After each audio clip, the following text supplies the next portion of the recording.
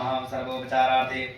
गन्धाक्षतपुष्पाणि समर्पयामि ब्रह्मज्ञानं प्रथमं पुरस्ताद् विसीमतः सुरुचुवेनावः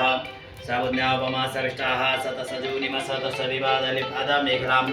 ब्रह्मणे नमः सर्वोपचारार्थ सुपार्यं दिद्याम ब्रह्मणे नमः सर्वोपचारार्थे गन्धाक्षतपुष्पाणि समर्पयामि नमः संभवाय च मयो भवाय च नमः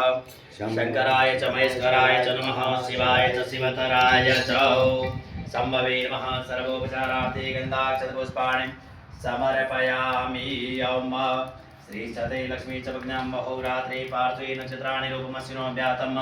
कृष्णन्यखाणां मुम्मयखाणा सर्वलोकमयखाणा योन्यां श्रिये नमः सर्वोपचारार्थे गन्धाक्षतपुष्पाणि समर्पयामि ओम नमस्ते रुद्रमन्योतुद्गवे नमः पावव्यानुतते नमः कंठे रुद्राय नमः सर्वोपचारार्थे गन्धाक्षतपुष्पाणि समर्पयामि।